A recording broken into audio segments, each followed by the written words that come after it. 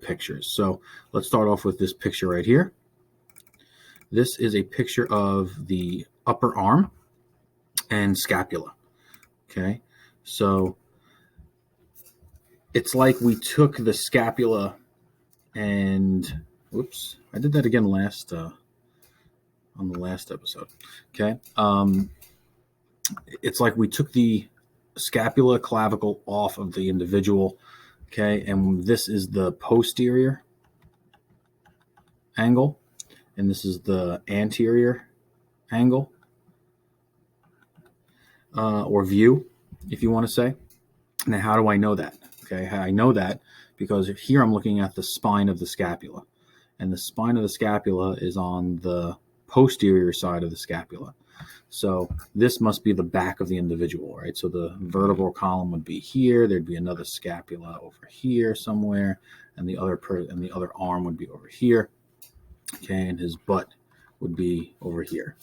Okay, that's what we're looking at on that side. So that's how I know, because I can see the spine of the scapula here. Okay, over here I know it's the anterior section because I can see the clavicle. This bone right here is the clavicle, and we know the clavicle, which is your collarbone, is in the front of you, which means the sternum is over here. Okay, and there would be another clavicle over here. Okay, his abs would be over here somewhere. Okay, his back would come down like this. Okay, and you all know what's over there. I don't have to draw it. So let's take a look at the posterior side first. There are some muscles that I want you to know, and you've all heard of the rotator cuff. Okay, the rotator cuff muscle. Rotator cuff is a group of muscles. It's not one muscle. It's a group of muscles that help the scapula and the shoulder work together. Okay, so the supraspinatus is one of those. The infraspinatus, teres major, and teres minor, both of these muscles are all going to be muscles of the rotator cuff, along with the subscapularis. So you got 5 muscles there in the rotator cuff. Okay, so it's the infra and supraspinatus. What does that mean? Okay, supra means superior, means above, right? And spinatus, spine. Okay, spine. Okay, it's above the spine. Right, there's my spine, and it's above the spine, supraspinatus. Okay, then you have the infra. Infra means below. Okay, infraspinatus, below. Then you have teres minor here, teres major. It's called major because it's bigger. Okay, the only reason they name it major or minor is because there are 2 of them, and they have to distinguish between the 2. So the major one is the larger, the minor is the smaller of the 2, and they are all on the posterior side of the scapula.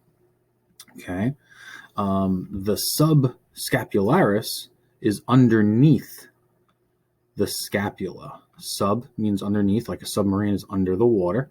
Scapularis means scapula, so it's underneath the scapula. So this is, remember, this is the front of you, and this is the scapula. You would be looking through this person's rib cage, right? So the sternum would be here, and you would have ribs going like this, right? So you'd look through this person's rib cage and see the underside of the scapula here. So it's the subscapularis. Okay, so that's kind of that's what you're looking at there. Okay. Let's go back to the posterior side real quick. So it's posterior, anterior, right? On the posterior side, you see the triceps. Okay, and the triceps are called the triceps brachii. Okay, and you have 3 portions of the tricep. Okay, you have the lateral head here, you have the medial head. Okay, and then there's going to be another one along the side over here somewhere. Okay, so, but you do have 3 heads. That's why it's called tricep. Okay, the tri means 3, sep means cephalic. Okay, cephalic, and cephalic means head, so 3 heads. Okay, tricep has 3 portions. You really only see 2 of them here. Okay. The biceps, if you go to the front of the arm, the anterior portion of the arm, you see the biceps brachii. Okay, and you have 2 heads. Bi means 2, sep means heads. You have 1 head here, and you have another one here. okay, which makes two heads, and you can see where they trail off. Okay, now it's your job to find the insertions and the origins of these things, okay, and put them on your chart, right? You have to find the origins of all those muscles, right? So far, everything we've gotten so far on this diagram, we have 1, 2, 3, 4, 5, 6, 7, and we're going to do 8 here. So there's 8 muscles so far just on this one diagram. We haven't even gotten to the trunk yet, right? The 8th one is called the deltoid, okay? And the deltoid is your shoulder. Over here, it's been removed, okay? They took it off so that you could see the insertion points of the rotator cuff onto the head of the humerus, right? Because that's the head of the humerus right there. So they took the deltoid off, but the deltoid would normally go over here, okay, like that, and cover up this whole area here, okay? You would still see it on the back, okay? Even though you can see a big portion of it on the front of the arm or the anterior part of the arm, it does go onto the back of the arm as well. It's like a big cup, and it kind of cups the entire arm portion there, okay? And what the deltoid does, okay, the action of the deltoid is to help raise the arm laterally. It helps to raise the arm anteriorly and posteriorly as well. Okay, so you can move your arm forwards in front of you towards your face, or in front of your face, out to the sides of you, or you can lift it backwards, like up to the ceiling, but to the back of your head in a way. Okay, let's go to another picture here. So let me erase this first. I'll go to another picture. I think I have another picture of a deltoid here somewhere. There it is. There's my deltoid. So here's a side profile view of the deltoid, and you can see how far back it actually goes. Okay. So, here's the clavicle in the front. Here's the scapula in the back. So this is the posterior side. Here's the anterior side. Your deltoid's divided into 3 parts. You have your anterior portion of the deltoid. You have your posterior portion of the deltoid. And you have your medial portion of the deltoid over here. So when you want to do really good shoulder workouts, you have to hit all different angles of the shoulder. You don't want to just hit one portion. So if you're just raising your arms up in front of your face all the time when you're holding a dumbbell, that's really only going to work the anterior portion of the deltoid. So the front of your shoulders might be more defined than the back of your shoulders. Okay, if you lift your arms laterally, okay, up towards like your ears, like just out to the sides, you're going to be working more that medial section. And if you kind of bend over, right, if you bend at the waist and you lift your arms up and backwards, you'll hit that. And it's more or less like a bent over row, okay? And you retract your scapulas, you bring your scapulas to your spine, okay? You will then hit more of the back of your shoulders, okay, your posterior deltoid, okay? Are you going to get me back on this webcam? See what I'm talking about? Okay. So when you bring your arms in front of you, that's your anterior deltoid doing that. Okay. So this is anteriorly. Okay. If you bring your arms out to the side, that's medially. And if you bring your arms backwards, that's posterior, but you want to bend over and do one of those, and that'll hit the back of your shoulders as well. Okay. Superman. Okay, so that is the deltoid. Let's take a look at the forearm. Okay, forearm has lots of different muscles here. Okay, so here's the elbow joints over here. Okay, your bicep is over here. Okay, elbow again over here. Now this is palm side up, so this is a pronated hand. Okay, and if we're talking about the anatomical position is a person standing in front of you with their palms facing you, right? So this is the anterior side of the hand. That's the palm of the hand, okay? So it's the anterior portion. This is the posterior portion. It's the back of your hand, okay? So let's take a look at the forearm, the anterior portion of the forearm first. Okay, one thing that you're going to notice is that you see the word flexor a lot. Okay, when you're talking about the anterior portion of the forearm, this is where flexion occurs. Okay, flexion, and we call it flexion because your fingers are going to curl inward towards your palm, and that's called flexion, right? So let's go back to the video. Okay, I bring my hand out. This is flexion. Okay, I'm flexing my forearm here. Okay, I can show you this way as well. Flexion of the forearm. Okay, flexion, flexion. Okay, when I extend, I bring my fingers out. So this is flexion. Making a fist is flexion, and straightening my fingers out is extension. Okay, and we see that here on the outside of the forearm, the posterior side of the forearm, we see the term flexor all the time, or extensor. Okay, we see extensor. Okay, so let's go through some of the muscles that we need to know here. We do not need to know all of these. Okay, we do need to know the flexor muscles. We need to know the flexor carpi radialis and the flexor carpi ulnaris. Okay, the carpi radialis goes towards your thumb. Okay, over here. And we know it goes along the thumb because it's on the radial side. The radius is always on your thumb side. Okay, the flexor carpi ulnaris, okay, which is over here on your pinky side, okay, is always on the ulna. Okay, the way you remember that is the ulna is always with the pinky, and that spells up. Okay, ulna and pinky spells up. So the flexor carpi ulnaris is always going to be on the pinky side. Here's the pinky. And the radius will be on the thumb side. Okay. Flexor digitorum superficialis. Okay, we're just going to call that flexor digitorum because these are going to be muscles that are going to help you bend your fingers inward. Okay, to make that fist. Okay, flexor means to reduce that angle, right? Digitorum refers to your digits. Okay, superficialis means it's closest to the surface. There's going to be one that's a flexor digitorum.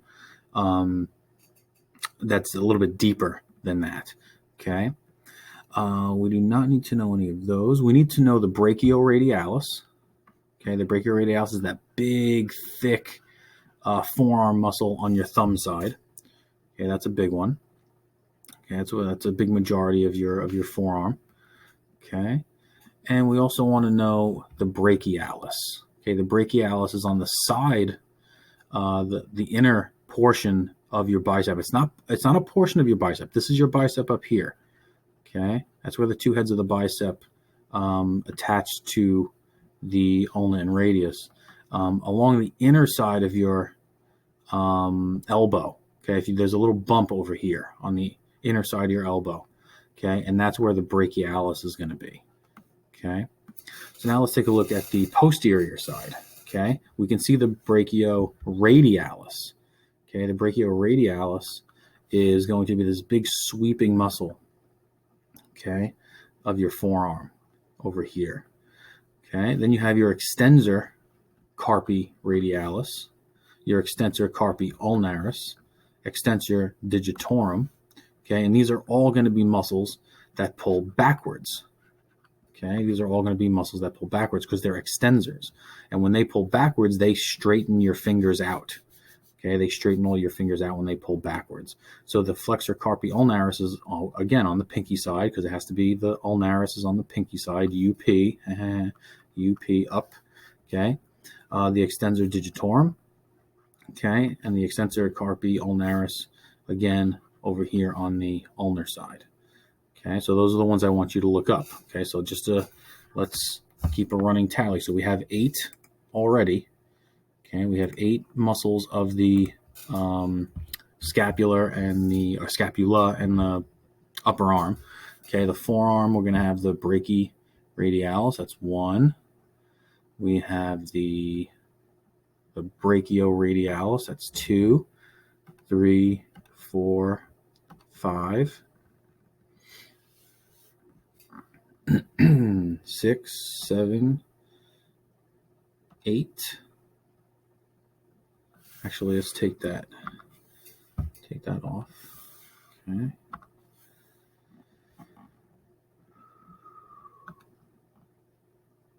And we got that one already, right? So 1, 2, 3, 4, 5, 6, 7, 8. So you got another 8, right? So you got another 8 there. Okay, so brachialis, brachioradialis, flexicarpi radialis, flexor carpi ulnaris, extensor digitorum, extensor carpi ulnaris, and the extensor carpi radialis. Okay, so those 8 you need to know for the forearm. Okay, so we did this one, we did this one, we did that one. Okay, there's another deltoid one. I don't have to show that, so you already did that. Okay, let's take a look at the trunk on the anterior side of the trunk. Okay, so the anterior side of the trunk. We already did the platysma, so we don't have to worry about that one. Okay, we already did the sternocleidomastoid. We don't have to do that one. We did the deltoid. Okay, so here's one that we need to know. The pectoralis major. Okay, pectoralis major is this big chest muscle that you have. It's big fan-shaped muscle. And you got 2 of them, one on each side of your chest. Those are called your pecs. That's why they're called pecs, pectoralis.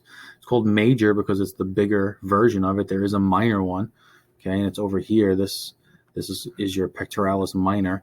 And if you lifted this off, if you dissected it off, you would see the pectoralis minor underneath it. They both do the same exact thing, but one is smaller than the other one. So they call this the pec major and not the pec minor. Okay, so we need to know the pec major. Okay, it's a big chest muscle, so you want to work out that muscle by doing push-ups and bench presses and anything that pushes stuff away from you.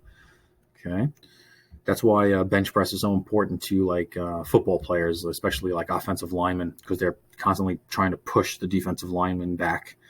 Okay, we want to know about the serratus anterior, and these are going to be muscles that go along your rib cage, and they're going to help you breathe. Okay, and they're also going to help bring your arms down. Okay, so if, one way to exercise your serratus anterior is to lay on your back and lift a weight over your head while you're laying down. Okay, and you bring that weight over your head and then you bring it back over your chest. And that's one way to make these muscles really strong. Okay.